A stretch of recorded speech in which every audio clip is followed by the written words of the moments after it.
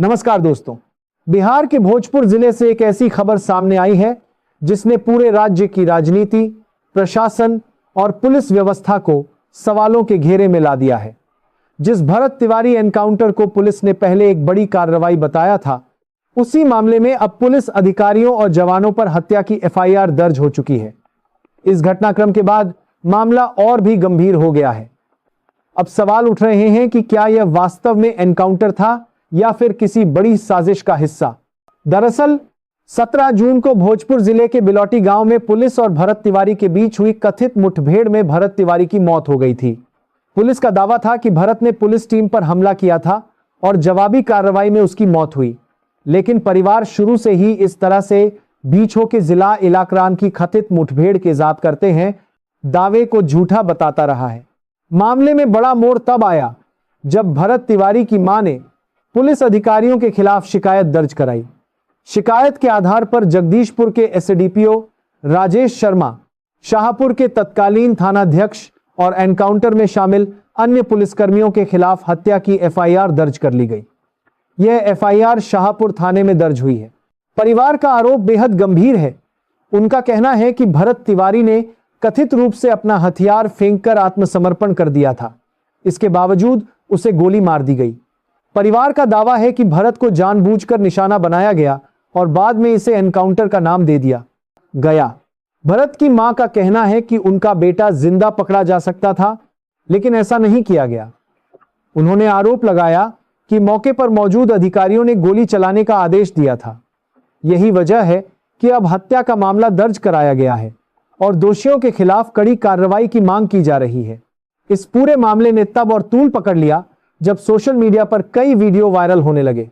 कुछ वीडियो में भरत तिवारी और पुलिस के बीच पहले के विवादों की चर्चा भी सामने आई। इन वीडियो के बाद लोगों के बीच यह सवाल उठने लगा कि क्या पुलिस और भरत तिवारी के बीच पहले से कोई टकराव चल रहा था। बढ़ते विवाद और जनदबाव के बाद बिहार सरकार को भी कदम उठाना पड़ा। राज्य सरकार ने मामले की न्यायिक जांच के आदेश दिए। अब एक पूर्व न्यायाधीश की निगरानी में जांच शुरू हो चुकी है। जांच टीम घटनास्थल पहुंचकर साक्ष्य जुटा रही है और ग्रामीणों से बातचीत कर रही है।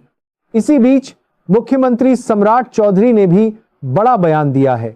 उन्होंने कहा है कि अगर किसी ने गलत किया है तो उसे किसी भी हालत में बख्शा नहीं जाएगा। मुख्यमंत्री ने स्पष्ट किया कि दोषियों के खिलाफ सख्त कार्रवाई होगी और जांच पूरी निष्पक्षता से कराई जाएगी। मामले की गंभीरता का अंदाजा इसी बात से लगाया जा सकता है कि अब यह विवाद केवल भोजपुर जिले तक सीमित नहीं रह गया है। विपक्षी दल भी लगातार सरकार पर हमला बोल रहे हैं और पूरे मामले की निष्पक्ष जांच की मांग कर रहे हैं। कई सामाजिक संगठनों ने भी इसका बात से लगाया जा सकता है घटना पर सवाल उठाए हैं। भरत तिवारी के परिवार का कहना है कि उन्हें सिर्फ जांच नहीं बल्कि न्याय चाहिए। परिवार ने यहां तक कह दिया कि अगर उन्हें न्याय नहीं मिला तो वे बड़ा आंदोलन करेंगे।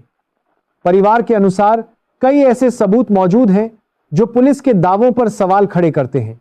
उधर पुलिस की तरफ से अभी तक यही कहा जा रहा है कि पूरी कार्रवाई कानून के तहत की गई थी और जांच में सच्चाई सामने आ जाएगी। हालांकि एफआईआर दर्ज होने के बाद पुलिस अधिकारियों की मुश्किलें बढ़ गई हैं। अब जांच एजेंसियां उन सभी परिस्थितियों की पड़ताल करेंगी जिनमें भरत तिवारी की मौत हुई। इस मामले में एक और महत्वपूर्ण पहलू सामने आया है। आरोपी बनाए गए एसडीपीओ राजेश शर्मा पहले भी विवादों में रह चुके हैं। मीडिया रिपोर्ट्स के अनुसार उन पर वर्षों पहले भी एक कथित फर्जी मुठभेड़ को लेकर आरोप लगे थे। अब भरत तिवारी मामले में उनका नाम आने के बाद यह पुराना विवाद फिर चर्चा में आ गया है। इस बीच भोजपुर के एसपी भी भरत तिवारी के घर पहुंचे और परिवार से मुलाकात की।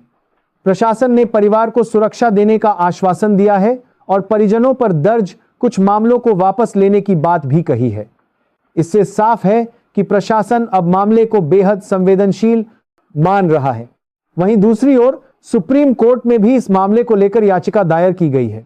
याचिका में सीबीआई जांच की मांग की गई है ताकि पूरे मामले की निष्पक्ष जांच हो सके और यदि किसी स्तर पर गड़बड़ी हुई है तो सच्चाई देश के सामने आ सके।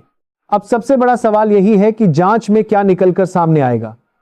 क्या पुलिस का एनकाउंटर वाला दावा सही साबित होगा या फिर परिवार के आरोपों को जांच में मजबूती मिलेगी? क्या हत्या की एफआईआर दर्ज होने के बाद बड़े पुलिस अधिकारियों पर कार्रवाई होगी?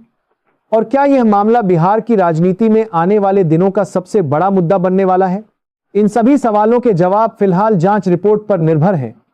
लेकिन इतना जरूर है कि भरत तिवारी एनकाउंटर केस अब बिहार के सबसे चर्चित मामलों में शामिल हो चुका है। पूरे राज्य की नजर अब जांच एजेंसियों और न्यायिक आयोग की रिपोर्ट पर टिकी हुई है। दोस्तों, इस पूरे मामले पर आपकी क्या राय है? क्या आपको लगता है कि जांच के बाद सच्चाई सामने आएगी? अपनी राय कमेंट में जरूर बताइए। धन्यवाद।